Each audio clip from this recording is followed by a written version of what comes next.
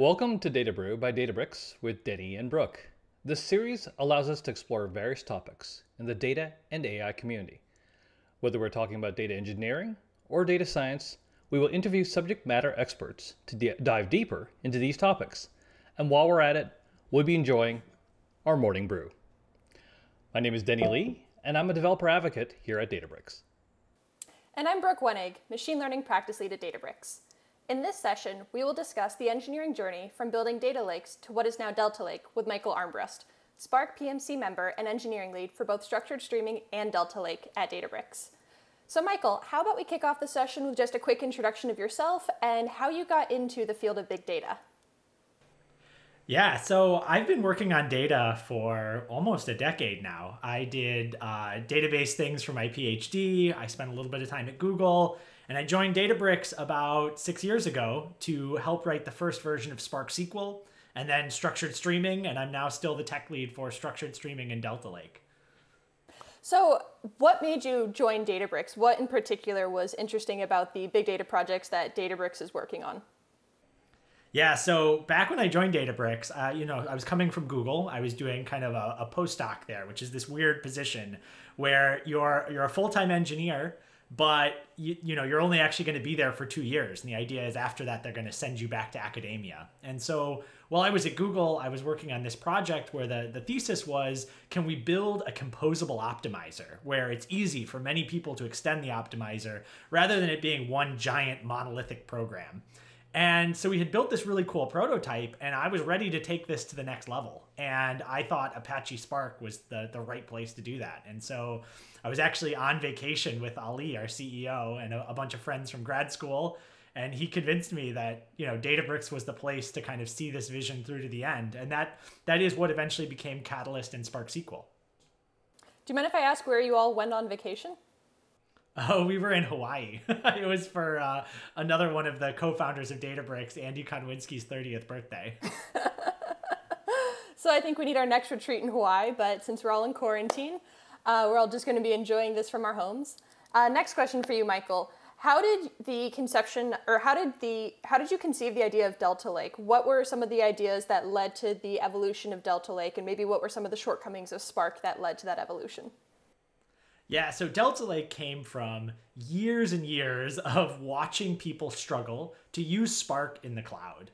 It turns out Spark was designed for HDFS, where you have kind of nice primitives like transactionally renaming entire directories, and that kind of allows you to work around the lack of partitions. But when you move Spark and you run it on something like S3, where you have to struggle with eventual consistency, I just saw people fail over and over again to get their programs to run correctly. So problems like jobs crashing in the middle and leaving a bunch of state that needed to be cleaned up, people dumping garbage data with the wrong schema into a table that prevents you from reading it back, and then really just kind of scalability limitations around metadata.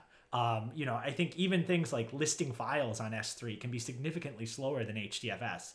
So if you have a table that has hundreds of thousands of files in it, it can take, we had customers where it was taking 40 minutes just to load the table, not even doing any querying over it.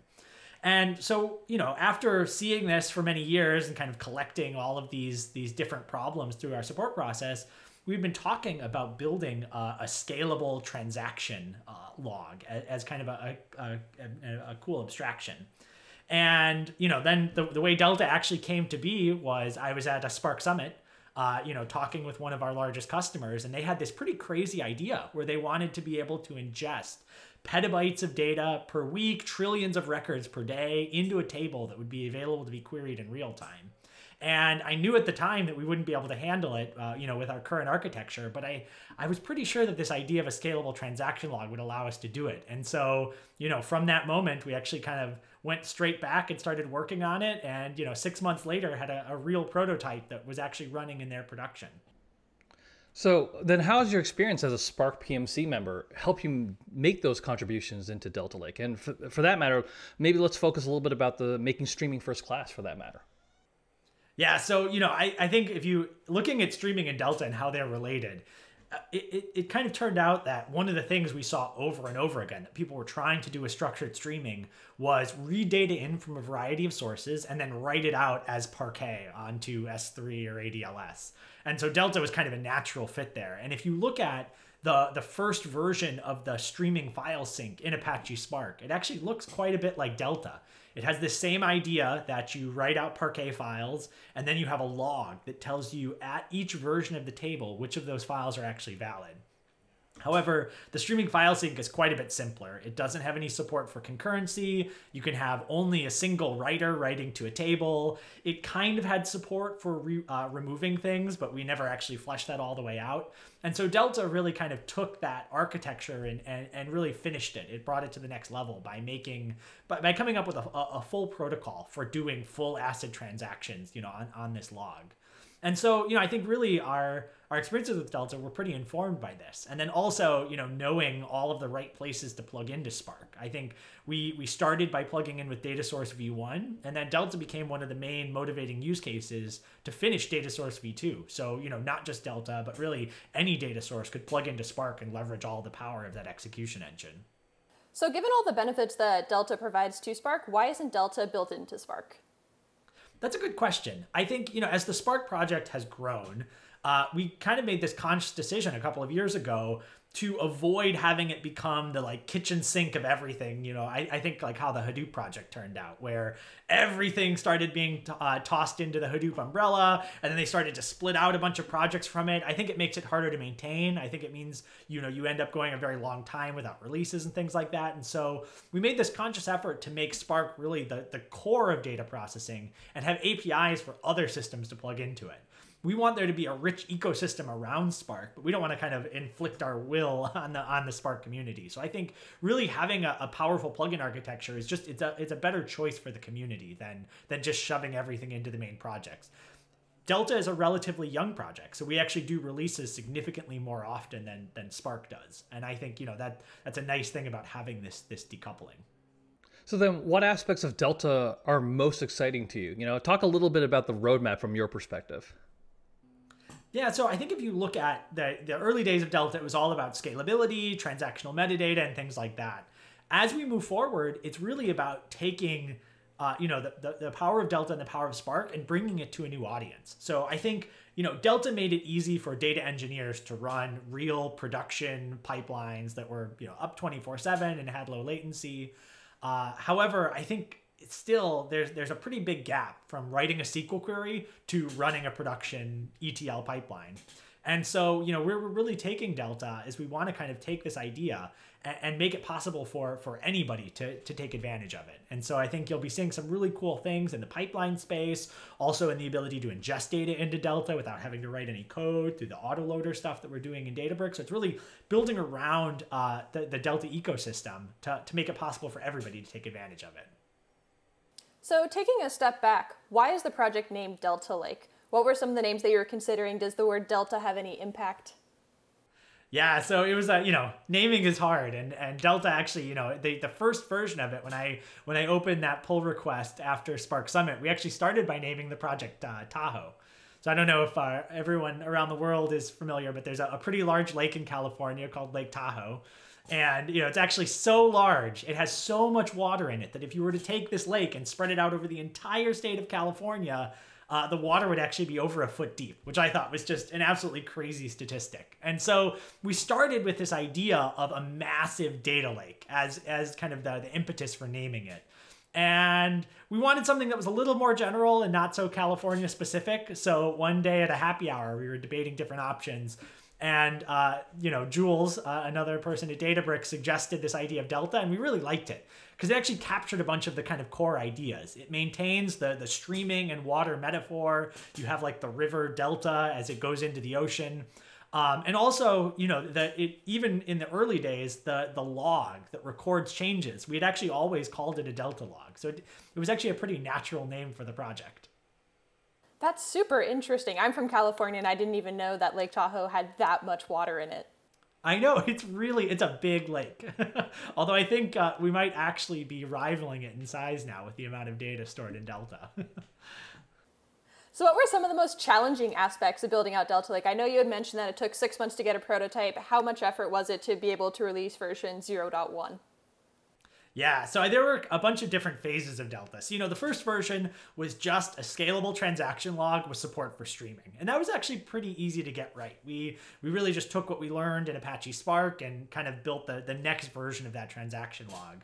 I think the first big challenge was rounding out its SQL support. That took almost another year after building Delta to add full support for update, delete, merge, create table, alter table, all the things that you want from a real data warehouse. And I think, that's actually one of the things I think sets Delta apart from its contributors is you don't have to write Scala code in order to use it. You can do almost everything you want to do using pure SQL.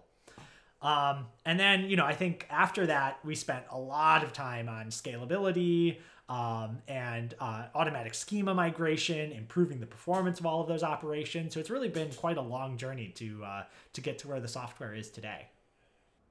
Actually, I'm curious, why automatic schema migration? What was the impetus for doing such a thing? Was that really that common in a lot of those Spark environments? Yeah, so if you look at where the data is coming from, I think that at least a lot of our customers are ingesting data from these just massive structured JSON, XML, usually JSON data sources. And so often the first hop, you want to have we talk about bronze, silver, and gold, kind of the different quality classes of data. When you're in your first class, when you're ingesting the raw data into the bronze zone of your Delta Lake, you really just want to capture everything. And when you have these complex, deeply nested schemas, you would spend all day writing alter table statements if you wanted to, just ingest that data without doing any transformation on it.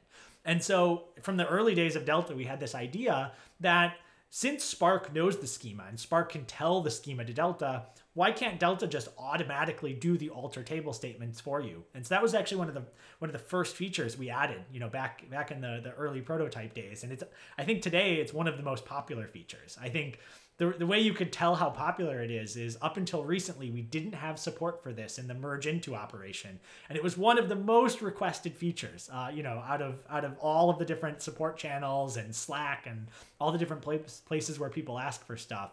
They love auto schema migration because I think it really does make that initial ingestion much easier. It allows you to capture everything and keep it forever.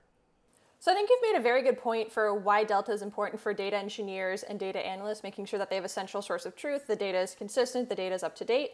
How is Delta important for data scientists and machine learning engineers? Yeah, so I think good data science and good machine learning always starts with clean data. And if you are not using a transactional storage system for that data and you're storing it on something like S3, you just don't have clean data. You may not realize it, but I think it's very, very difficult to get correctness without ACID transactions on top of an eventually consistent system. So, I think Google had this really good paper a couple of years ago where they talked about all of the pre-work that it took to do good machine learning. And it's ETL, data abstraction, featurization. And I think Delta makes all of those parts dramatically simpler so you can get to the fun part of doing data science and machine learning more quickly and more accurately. So I know a lot of the customers that I've worked with have struggled with this. They're trying to build machine learning models on top of the data they have on S3. They build a model today. Tomorrow they change the hyperparameters. But oops, overnight the data's changed. How does Delta solve some of those problems? So it's very natural because of the architecture of Delta to be able to do time travel. So under the covers, Delta uses this trick called multiversion concurrency control, a well-known trick from the database industry. And what that means is in Delta, we never modify data. Rather than changing a record, we actually make a copy of that file and leave the old copy there. And the transaction log says which of these multiple versions is valid at any time.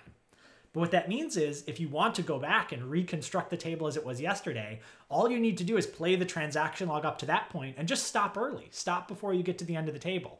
And that allows you to get exactly that data that you were training on yesterday.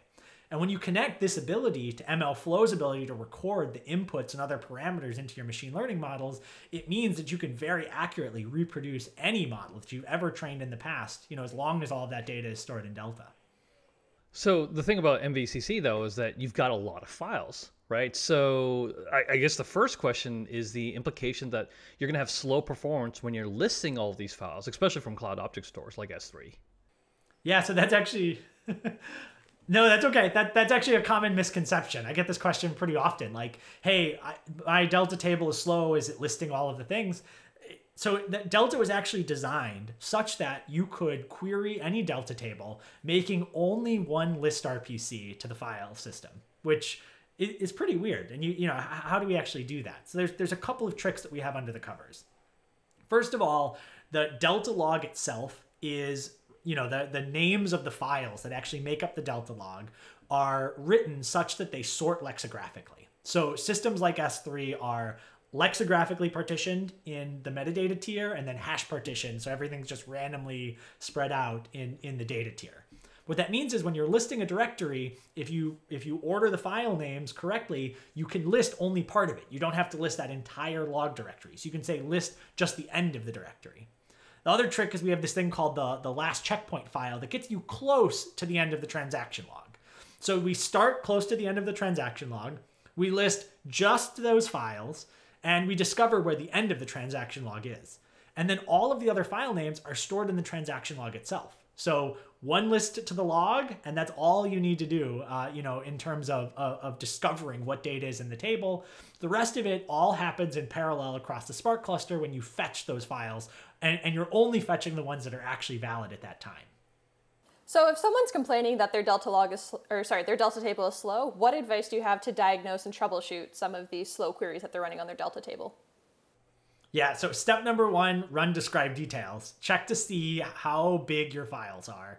Almost always the problem is tiny files. And fortunately, Delta has a lot of cool tricks to handle these tiny files. So first of all, if you haven't turned on auto optimize, this is a feature we have inside of Databricks, turn that on. It almost always makes your performance better. What it does is it actually, as you're writing into the Delta table, will look at the sizes of all the different partitions and collect them down into nice, reasonable sizes, which will dramatically improve your read performance. And then the other thing you can do after the fact is you can run the optimize command, which basically scans all of the data, finds files that are too small, and issues an ACID transaction to take those small pieces and turn them into bigger pieces. The other thing you can do is you can cluster related data. And so this is what optimize zorder is for. If you tell us what columns you're going to be issuing predicates over, we will actually take all of those columns, map them onto this multi-dimensional space, sort the data, and then rewrite it out such that those columns are clustered together. And what that means is the data that you're looking for any given query will be in the smallest number of files possible. And we'll use statistics about what data is in each file to eliminate files that aren't relevant to your query. And we've seen cases where that's eliminated up to 97% of the table. So it can make your query significantly faster. We're talking like hours to minutes. Well, in that case, when should you call optimize? Why not just automatically optimize everything right away? Well, so that's kind of what auto optimize is. And we're actually looking at, in the future, turning it on by default, because I think it's almost always a good idea unless you are hand tuning your partitions. And even if you're hand tuning your partitions, I've got news for you. Your data size is probably changing and you're probably not updating that over time. So auto optimize is almost always a good idea, and we'll be turning that on. And we are looking at the ability to kind of automatically run optimize overnight or other times on Delta tables. That's definitely, I think, one of the, making Delta simple things that we're looking at doing in the near future. I mean, related to that, could you sort of clarify the difference between when you're running the optimize versus when you're running vacuum to actually remove those files? Yeah, so optimize is about taking the active data in the table and making it more efficient for the next query, or creating the next version of the table in a state that is faster for readers. Vacuum is a different operation. Vacuum is saying, hey, this MVCC thing is great. I like to be able to time travel, but I don't want to be able to time travel back infinitely because I don't have infinite money to spend on storage costs. And so what vacuum does is it takes all of the files that are out there and the current state of the transaction log, and it actually does this big anti-join. So it discovers files that are on the storage system but are no longer referenced by the Delta log, and then it cleans them up. And this is, of course, a configurable operation. You basically think about a retention window. How long do I want to keep data around for? By default, we keep it for 7 days. That way, any streams that are running or any active transactions that are running won't be interrupted by you vacuuming. Because it's very unlikely that they're going to be running for more than 7 days. But, based on different use cases, I have some people who vacuum retain 0 hours, which gives you basically, it says, turn this table into a normal Parquet table, remove all other versions. So now it's no longer like multi-version concurrency control. It's just a single version residing out there. And I also have some customers who never run vacuum. They do want to spend arbitrary amounts of money to be able to reproduce any table version that has ever existed, often for regulatory reasons. Well, then that naturally leads to our next question. Was Delta here specifically to address GDPR or CCPA compliance type reasons? Actually, yeah, no, it was, I think the timing was very fortuitous. Right around the time that those laws were passed, Delta was kind of coming into its own, but no, we didn't actually create it just for that. But it's incredibly useful. If you think about GDPR and CCPA, they have you do these kind of different modification patterns that you didn't really see in data lakes before, where rather than modifying just a single partition, you actually need to scan an entire table to remove the entire history of somebody when they, invoke their right to be forgotten. And doing so on, just on a file system is incredibly dangerous. So what people used to do, because, and the reason it's dangerous is if your job crashes in the middle, you don't know what you've deleted, what you haven't deleted. You can often leave your table in a corrupt state. So I had customers who were basically writing up to the very limits of this law. They were, only once every 30 days, they would take their entire data lake and copy it, removing the users who wanted to be forgotten during that time period.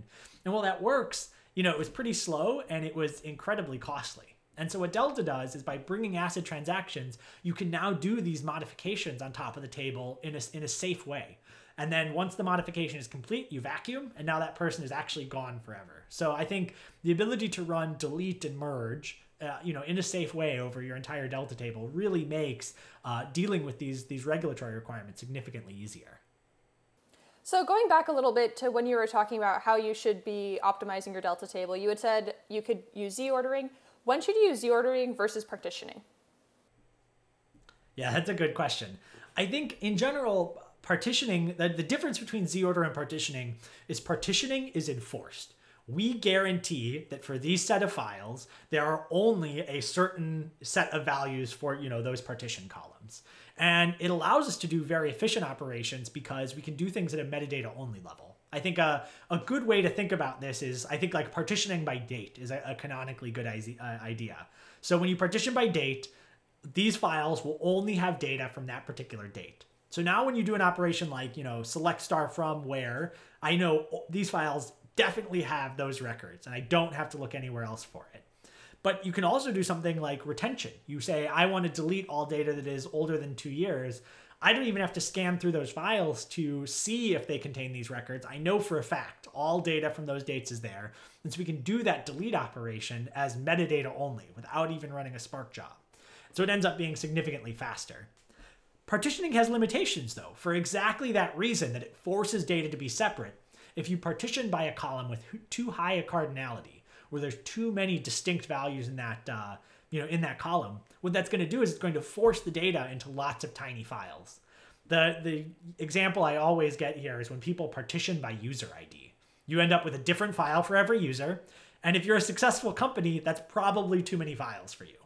And so I think, partition by date, Z-order by user ID is a good rule of thumb. And, if you want to kind of think about this more generally, the rule I usually use is if you have less than a gigabyte of data in a partition, you're probably over partitioning. At a gigabyte, like having more files doesn't really matter anymore. Loading and processing that file is large enough that it makes sense. That's a super helpful rule of thumb to recommend for other folks going forward. Speaking of Delta Lake, what are some new things in the roadmap that are exciting to you? What are some new features that you want everyone to start using in the next few months or in the next year? Yeah, so I think the features I'm most excited about are about getting data into the Delta Lake. So we have this new feature inside of Databricks called copy into. If you've got data coming from Fivetran or Stitch or any of our other ingestion partners, they'll use this to exactly once ingest data into the Delta Lake so you can start querying it with confidence. And its streaming cousin is this thing called the autoloader, where you point it at any directory of files, whether they're JSON, CSV, whatever, stored on ADLS or S3, and we will automatically ingest it into Delta exactly once in a streaming fashion over time. And there's a bunch of cool tricks under the covers here. If there are lots and lots of files, we will subscribe to notifications so we don't have to list those directories. Again, coming back to kind of avoiding slow operations on these cloud storage systems. And the feature that we're working on right now is schema inference with support for schema drift. So if I don't even know what the schema of this JSON data is, the system can help you figure that out and can allow you to provide rules for what to do when the schema changes. Do I want to just ingest everything as a string so I can ingest everything always? Do I want to reject new columns and raise an error for the user to do something about it? It kind of all depends on your particular application. We're going to give you those tuning knobs to make it possible to get whatever data you have into the Delta Lake easily. Well, this has been a great session around demystifying Delta Lake with Michael Armbrust. We really appreciate you taking time out of your really busy schedule for joining our Data Brew vidcast today. So, Michael, thanks very much. Yeah, thanks for having me.